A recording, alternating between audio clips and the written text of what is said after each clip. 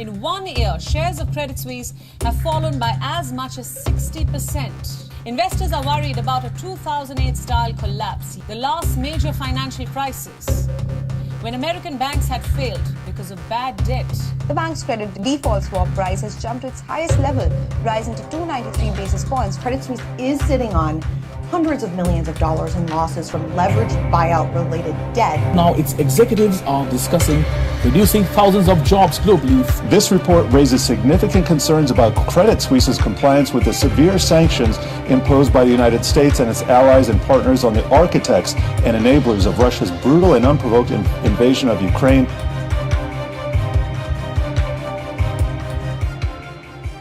Hi everybody, Credit Suisse is one of the biggest banks in the world. It is so huge that it generated a revenue of $22 billion, operates in over 50 countries, and its assets under management alone amount to $1.1 trillion. But in the past 1 year, something crazy has happened. They lost more than $14 billion in two terrible investments, have reported 5 quarters of loss in the past 7 quarters, and have laid off 5,000 employees. This, combined with the pandemic, the Russia-Ukraine war, and UK's economic turmoil, all of them have put this giant bank into a big risk. This situation is so critical that experts fear that it could lead to another nightmare like the 2008 recession. As a result, just like Lehman Brothers in 2008, its stock price fell by 60% in 2022 itself. So if this theory comes true and Credit Suisse goes bankrupt, just like 2008, it's going to cause one of the worst recessions of the 21st century. The question is, what exactly is wrong with Credit Suisse?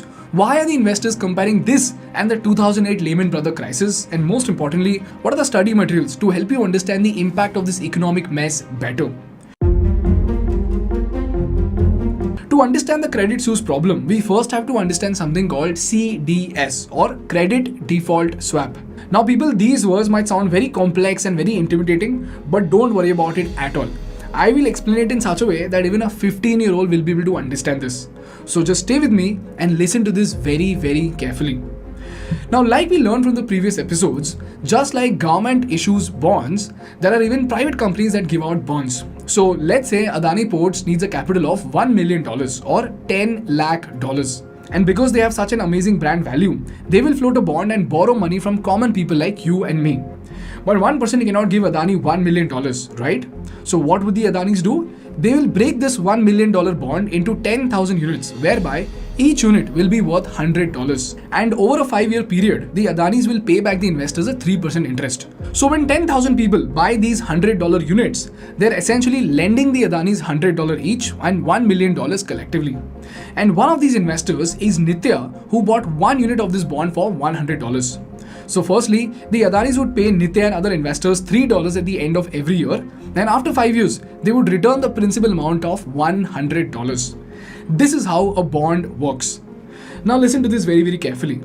Let's say tomorrow there is news that UK and US both could experience a recession, and because of this panic in the market, now Nithya is scared that the Adanis won't be able to pay back her $100. Similarly, even other investors are scared. So this is where an insurance company comes in, which tells Nithya that they will insure this bond for her if she just pays a 2% fee of the bond unit. So if Nithya pays $2 to this insurance company, tomorrow, if the Adanis are not able to pay back $100 to Nithya, then the insurance company will pay Nithya $100. This is what you call as credit default swap, whereby an insurance company takes the risk on behalf of the investor, who's Nithya, if the borrower defaults. In this case, if Adani defaults. Now the question over here is, what is the benefit for the insurance company over here? Because after all, Nithya is just paying $2 and she's getting $100 in case of default. So how is this even profitable for the insurance company? Very simple. Just like Nithya, there'll be 15,000 investors who will buy a $2 insurance to insure their $100 units. So if 15,000 people buy the insurance, then the insurance company will have $30,000 in its account. And out of these 15,000 borrowers, the probability is that only 100 of them will lose their money. So the insurance company only has to pay $100 to these 100 people, as in just $10,000, which means they will still make a profit of $20,000. So just like our normal insurance, even here, the insurance company depends on probability to make profits. By the way, this insurance company could be any entity. It could be an insurance company, a bank, or even a hedge fund. If this is very clear to you, let's try to understand how did this credit default swap indicate the 2008 crisis. The heightened financial turmoil that we have experienced of late may well lengthen the period of weak economic performance and further increase the risk to growth. Percent here, a loss of 37 points or so. Apple shares are just getting hammered this morning. We're down by between 3 and 4.5% generally across these markets. Let's talk about the speed with which we are watching this market deteriorate. There is no single action the federal government can take to end the financial market turmoil and the economic downturn. So let's take you back to 2008 America. This is when there were a lot of people who were needing home loans and there were a lot of banks who were willing to lend money. So let's say there are 5 home buyers wanting a loan of $200,000 each. So the bank would lend a total of $1 million to these 5 home buyers at 6% interest. Now in addition to that, what the bank would do is, instead of giving out their own money, the bank will get $1 million from a rich investor named Rishi, and then they would distribute his $1 million into 5 parts as loans to home buyers. And in return, they would agree to give Rishi 3% interest. So you see what happened? The bank is charging a 6% interest to the home buyers, but is giving a 3% interest to Rishi. Therefore, the remaining 3% will be the bank's profit. This is what you call as mortgage-backed securities, whereby the bank takes a group of loans and sells them to an investor such that the investors get returns and the banks get profit without investing their own capital. So now, Rishi is happy that the bank is taking the risk of finding credit-worthy borrowers. The borrowers are happy because the bank is quickly disbursing loans. And the bank is happy because without using their own capital, they are still able to make a profit with 3% interest. Now pay attention to this. As more and more loans got disbursed, the bank executives got scared. So just like Nitya went to an insurance company, even these banks go to an insurance company. And just like Nitya got a $100 bond unit insured for $2, these banks will pay a 1% fee to get their $1 million loan units insured. So they would pay $10,000 as insurance for a $1 million loan unit or $1 million worth mortgage-backed security. So tomorrow, if these home buyers are not able to pay back these loans, the insurance company will have to pay the bank $1 million. This is what happened in 2008, and these insurance companies were none other than companies like American International Group, Bear Stearns, and the infamous Lehman Brothers. So you see, in this model, even though the bank disbursed $1 million, it's taking no risk at all because they have their loans insured. And this is where, ladies and gentlemen, the problem began.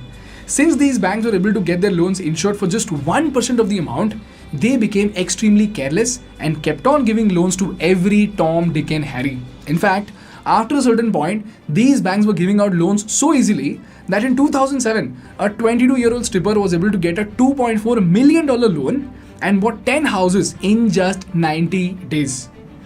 And this is where something crazy happened. Soon enough, when too many homes got into the market, just like our China episode, there were more houses in the market than needed. And within some time, the cost started to go down, rents went down, and people started defaulting on the loans. And when this happened, the bank started facing a cash crunch.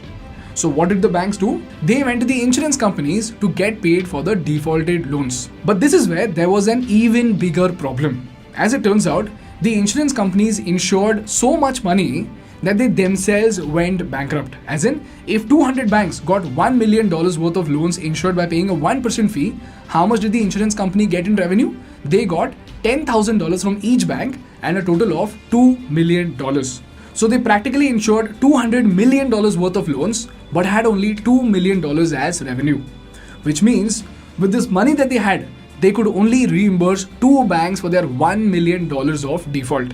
And they didn't have any money to pay the rest 198 banks whose customers did not pay back the loans. So in short, the probability got messed up. So now that the insurance companies didn't have any money, they had to start selling their own assets and start paying the banks. And if they could not, they went bankrupt. And this is exactly what happened to Lehman Brothers. They gave out so much insurance to banks and investors that they had accumulated $85 billion worth of portfolio, which was 4 times the value of its shareholders' equity.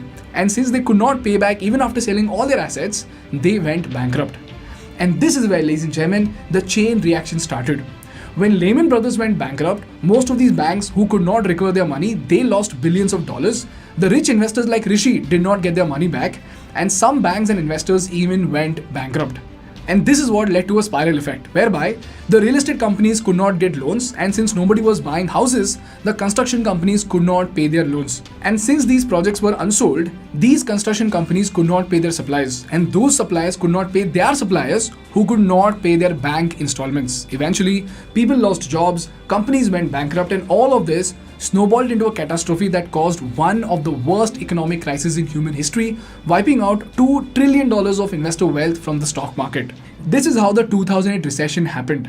Now the question over here is, why am I telling you the Lehman Brothers story, and how is this connected to the Credit Suisse story?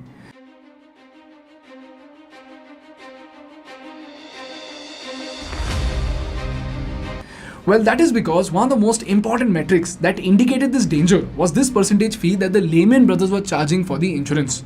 So when they were charging Nithya $2 to insure $100 worth of bonds, the percentage fee was 2%.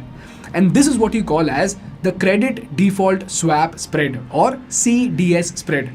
And the more this percentage, the more is the risk of insuring the credit. And this is measured in basis points, with 100 basis points making up 1%. So if I say the CDS spread is 200 basis points, it means the cost of insuring is 2%. Now, if you look at the Lehman Brothers CDS spread, you will see that after a certain point spiked and touched 250 basis points, as in 2.5% in March 2008. And immediately after that, we saw the US economic collapse. And the scariest fact is that now the CDS spread of Credit Suisse stood at 278 basis points, as in 2.78%. Which means what? Just like home buyers in 2008, several businesses and investors have taken loans from banks and have bought bonds. And these loans and bond units have been credit default swap, as in insured by Credit Suisse. So when this CDS spread is seen going up, it says that the risk of insurance has increased by a large extent. And just like the Lehman Brothers shares fell down to rock bottom with its increasing CDS spread, Credit Suisse has lost about 60% of its market cap in this year alone. Now, although this comparison is too dramatic, what we cannot ignore is that the Russia-Ukraine war has shattered the market, energy prices in UK have already shot up by 175%, the pound has depreciated by 21.4%, and the business in UK and Europe is already shrinking. So by the end of 2022, if the businesses who took loans from these banks start defaulting, these banks will have to go to the insurers, who in this case will be Credit Suisse and other big banks. And if they are not able to pay them back, it will again lead to a disaster just like the 2008 crisis. And why is this credit default swap so high specifically for Credit Suisse? Well, that is because apart from the pandemic, apart from the Russia-Ukraine related risks, apart from the currency fall, the bank already lost $9.3 billion and $5.5 billion by funding two companies called Greensill and Archegos that went bankrupt. As a result, out of the last 7 quarters, they have been profitable only twice. This is the reason why experts are comparing the Lehman Brothers with Credit Suisse, because both were considered to be too big to fail, both of them lent money to the borrowers, both insured dangerous amounts of assets, and while Lehman did not see a war, Credit Suisse got caught between a war, an energy crisis, a currency crisis, and even a pandemic. So does this mean Credit Suisse is heading for a crisis and a 2008 type situation is going to happen? Well, like I said, even the smartest people on the planet cannot predict a recession, which is why, as much as it is important to compare the past to the present and to keep a tab on the market, it's equally important to understand the nuances of the market. And this brings me to the last part of the episode, and that are the study materials to help you understand this critical moment in financial history. Meanwhile, if you're someone who wants to invest in safe stocks that remain relatively steady even during a crisis, you could invest into the all-weather Smallcase. Smallcase is this wonderful company that helps you invest in a basket of stocks to help you make smart investments in any market condition. In this case, they literally have a small case named the all-weather small case. And this small case will get you invested into those stocks that are less likely to be affected during adverse market conditions. And the best part is that the small case manager herself will rebalance the stocks based on the market conditions to give you the best possible returns. And even if you don't want to make any investments, you could read their blog post and newsletter to get the latest and the most important market insights that very few people pay attention to. So if you want to make the most strategic investments in this volatile and chaotic market, download the small case app from the link in the description. Moving on, the first set of study materials that I'm attaching are the study materials to explain the concept of something called the Tier 1 capital ratio. Read through it and you will understand why Credit Suisse is still in a comfortable position as compared to the Lehman Brothers. Secondly, I am attaching all the sources to the concepts explained in this case study so that you can dig deeper and understand them better. And lastly, I am attaching a video from the Financial Times that will explain the bigger troubles that Credit Suisse has faced that would come and haunt it in 2022. So do have a look at them and let me know what you think.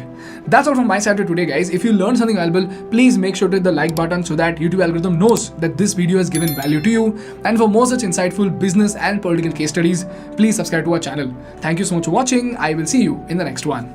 Bye bye.